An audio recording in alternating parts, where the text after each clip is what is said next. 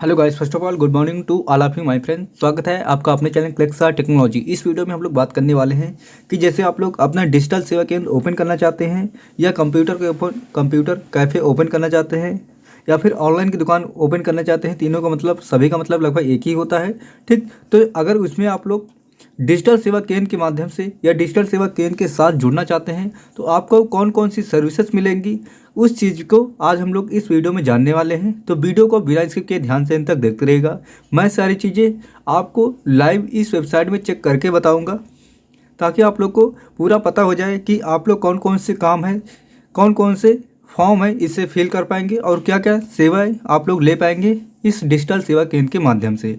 तो वीडियो को बिना स्किप के ध्यान से अंत तक देखते रहेगा। अभी तक आपने अगर हमारे चैनल को सब्सक्राइब नहीं किया तो सब्सक्राइब कर लीजिए, वीडियो को लाइक नहीं किया तो लाइक कर लीजिए।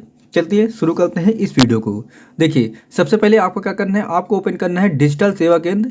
इस वेबसाइट का जो ऑफिशियल नेम है उसको दे सकते हैं, यहाँ पे लिखा हुआ है ऑनलाइन डिजिटल सेवा केंद्र .in।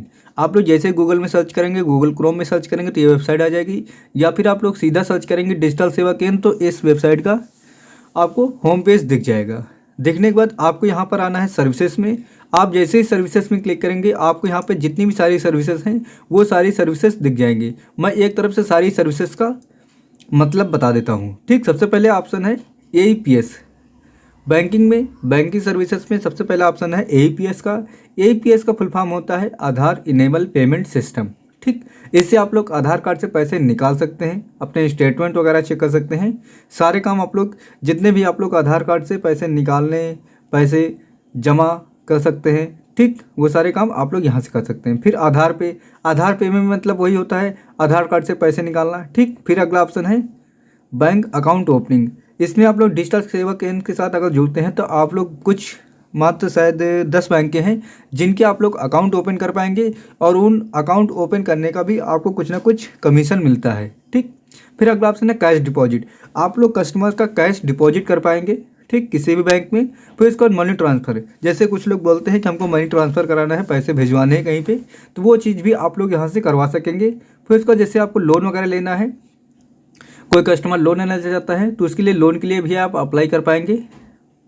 फिर इसका अगला ऑप्शन है क्रेडिट कार्ड अप्लाई। अब जैसे कोई कस्टमर कहता है कि आपसे क्रेडिट कार्ड बनवाना चाहता है तो आप लोग क्रेडिट कार्ड भी बनवा सकते हैं। क्रेडिट कार्ड क्या है अगर नहीं मालूम है तो आप कमेंट कीजिए, मैं आपको फुल इन्फॉर्मेशन दूंगा कि क्रेडिट कार्ड क्या होता है और ये कैसे वर्क करता है, ठीक। फिर इसका लोन रीपेमेंट, इसका मतलब होता है कि जैसे आपने कोई लोन ले रखा है या किसी कस्टमर ने लोन ले रखा है तो उसको लोन का जो अपना EMI है वो पे करना है तो वो यहाँ से पेमेंट कर सकता है। फिर इसके बाद CSP, अगर CSP आप लोग लेना चाहते हैं तो CSP को फुल फॉर्म होता है कस्टमर सर्विस पॉइंट। जैसे हम लोग किसी बैंक से फ्रेंचाइजी बोल सकते हैं, CSP लेते हैं तो इसमें क्या करते हैं, उसी बैंक में पैसे निकाल सकते हैं, जमा कर सकते हैं और भी कई सारे काम होते हैं जो उस बैंक के कर पाते हैं।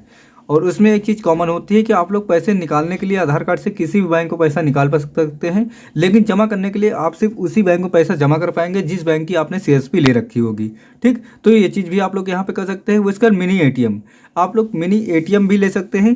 एक डिवाइस होती है जिसमें से आप लोग क्या कर सकते हैं, ATM की सारी डिटेल डालकर उससे पैसे निकाल सकते हैं, विड्रॉल कर सकते हैं, ठीक। फिर अगला ऑप्शन है यहाँ पर बिल पेमेंट सर्विसेज। अब बिल पेमेंट सर्विसेज में सबसे पहला ऑप्शन है प्रीपेड रिचार्ज। इसके अंतर्गत आते हैं आपके मोबाइल रिचार्ज, जैसे आपका होता है Jio, Airtel, Vodafone, VI, Idea, Reliance, जो भी आप जानते हो वो सारी चीज़ें इसमें आती हैं। इसमें भी आपको अच्छा खासा कमीशन मिलता है। फिर इसका ऑप्शन है DTH रिचार्ज। DTH रिचार्ज मतलब वही जो आपकी डिश वगैरह होती है उनके आप लोग रिचार्ज इससे कर पाएंगे। LIC बिल पेमेंट, अब LIC का फुल फॉर्म आपको मालूम होगा, life insurance corporate of India.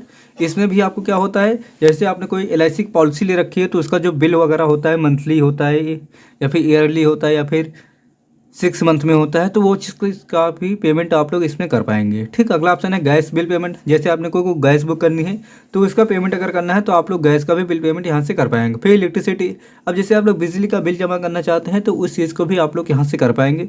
अगला ऑप्शन है वाटर बिल पेमेंट। अब जैसे आप लोग पानी का बिल भरना चाहते हैं तो उसका भी बिल आप लोग यहाँ से भर सकते हैं। फिर इंश्योरेंस सर्विस, अब जैसे आपको कोई इंश्योरेंस कराना है, जैसे बाइक का इंश्योरेंस कराना है, कार का इंश्योरेंस कराना है या फिर लाइफ इंश्योरेंस कराना है, हेल्थ इंश्योरेंस कराना है, जो भी इंश्योरेंस आपको कराना है वो इंश्योरेंस भी आप लोग यहाँ से करवा पाएंगे।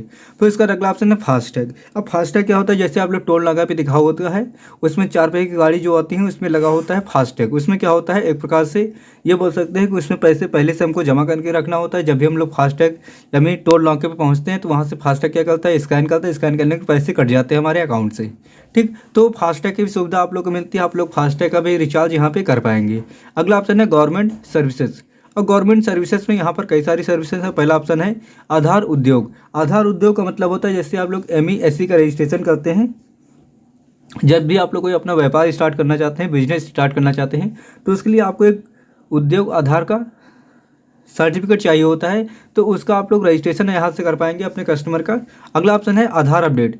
आधार अपडेट भी आप लोग इस सर्विस में कर पाएंगे, गवर्नमेंट सर्विस में। फिर अगला ऑप्शन है, अगर आप लोग जैसे पैन कार्ड न्यू बनाना चाहते हैं तो उसके लिए 2 वेबसाइट होती हैं, एक है UTI, दूसरा है NSDL। आप लोग दोनों के माध्यम से यहाँ से आधार पैन कार्ड को बना पाएंगे। अगला ऑप्शन है पासपोर्ट। अब जैसे आप लोग पासपोर्ट को अप्लाई करना है तो आप लोग पासपोर्ट भी अप्लाई कर पाएंगे, ड्राइविंग लाइसेंस यहाँ से बनवा पाएंगे, वोटर ID अगर आप बनवाना चाहते हैं तो वो भी बनवा सकते हैं। फिर आयुष्मान भारत कार्ड बनवाना चाहते हैं, जिसमें क्या होता है 5 लाख का जो वो होता है, क्या बोल सकते हैं वैसे, 5 लाख का इलाज जो है फ्री होता है, तो उसको भी आप लोग करवा पाएंगे।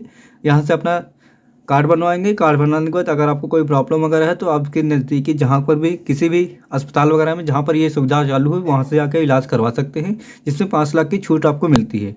फिर अगला ऑप्शन है राशन कार्ड। अगर आपको नया बनाना है या फिर कोई करप्शन करना है तो उसका भी काम यहाँ से कर पाएंगे। फिर लेबर कार्ड अगर आपको बनाना है, जिसे ई-श्रम कार्ड भी बोलते हैं। लेबर कार्ड अलग होता है, ई-श्रम कार्ड अलग होता है, उसको भी अगर बनाना चाहते हैं तो वो भी आप लोग बना सकते हैं। ई-श्रम कार्ड अगर आपको बनाना है तो वो भी कर सकते हैं। फिर जैसे आप लोग अब डिजिटल सेवा केंद्र के माध्यम से आपको लोग क्या कर सकते हैं, अपना आधार सेंटर ओपन करना चाहते हैं तो उसके लिए भी आप लोग यहाँ से अप्लाई कर पाएंगे, आधार सेंटर के लिए अप्लाई कर पाएंगे। या फिर जैसे आपसे कोई बोलता है कि मुझे आधार सेंटर चाहिए तो उसको भी आप लोग अप्लाई करवा सकते हैं। फिर इसके बाद अगला ऑप्शन है रजिस्ट्रेशन एंड टैक्स फिलिंग। अब जैसे टैक्स से संबंधित कोई काम है तो उसको भी आप लोग कर पाएंगे। देख सकते हैं यहाँ पर दिया हो सबसे पहले GST रजिस्ट्रेशन। अगर कोई GST रजिस्ट्रेशन कराना चाहता है तो उसको भी रजिस्ट्रेशन आप लोग कर पाएंगे। GST रिटर्न आप लोग कर पाएंगे, TDS रिटर्न कर पाएंगे। GST करेक्शन अगर कराना है तो वो भी करा सकते हैं। 10 रजिस्ट्रेशन हो जाएगा। 1% कंपनी, अब जैसे कोई कंपनी स्टार्ट करना चाहता है तो उसका रजिस्ट्रेशन कराना है तो उसको भी आप लोग करा सकते हैं। फिर इसका चेंज रजिस्टर्ड ऑफिस एड्रेस। अब जैसे कोई कंपनी है उसका जो रजिस्टर्ड ऑफिस है उसका एड्रेस अगर चेंज करना है तो उसको भी आप लोग कर पाएंगे। फिर चेंज बिजनेस का नेम अगर चेंज करना है तो नेम भी चेंज कर पाएंगे। प्राइवेट लिमिटेड कंपनी रजिस्ट्रेशन अगर कराना चाहते हैं तो उसको भी आप लोग करा सकते हैं। कंपनी का रजिस्ट्रेशन करा पाएंगे। ऐड और रिमूव पार्टनर कर सकते हैं। जैसे मान लिया आपने कोई कंपनी स्टार्ट की, उसमें 5 आपके पार्टनर हैं, अगर आप 4 करना चाहते हैं तो उसका भी आप लोग यहाँ से कम ज़्यादा करवा सकते हैं। ठीक, फिर उसका इनकम टैक्स रिटर्न आप लोग कराना चाहते हैं तो वो भी करा सकते हैं। फिर ट्रैवल में अगर बात आती है तो ट्रैवल के लिए सबसे पहले आपको IRCTC के लिए आवेदन करना पड़ेगा। शायद इसमें 2,999 रुपये आपको पे करने होते हैं अलग से, तब आपकी ये IRCTC के सर्विसेज चालू होती हैं। फिर इसमें आप लोग ट्रेन की बुकिंग कर पाएंगे, बस की बुकिंग कर पाएंगे, फ्लाइट बुकिंग कर पाएंगे और बस की बुकिंग कर पाएंगे। तो ये सारी सर्विसेज मिलेंगी आपको डिजिटल सेवा केंद्र के माध्यम से। अगर इसमें आप लोग जुड़ना चाहते हैं तो इसके लिए मैंने वीडियो बना रखी है कि आपको इसमें रजिस्ट्रेशन कैसे करना है, कितना चार्ज लगेगा, किस सर्विस में कितना कमीशन आपको मिलेगा, इसके सारे वीडियोस मैंने आप लोग को बना रखे हैं, तो आप लोग उन वीडियो को ज़रूर देखें। अगर कोई भी क्वेश्चन हो तो आप लोग कमेंट के माध्यम से पूछ सकते हैं, मैं उसका रिप्लाई देने की पूरी कोशिश करूंगा। अभी तक आपने मेरे चैनल को सब्सक्राइब नहीं किया तो सब्सक्राइब कर लीजिए, वीडियो को लाइक नहीं किया तो लाइक कर लीजिए, और अगर एटो प्ले में देख रहे हैं तो चैनल को फॉलो कर लीजिए। मिलते हैं नेक्स्ट वीडियो में, तब तक के लिए thanks for watching this video.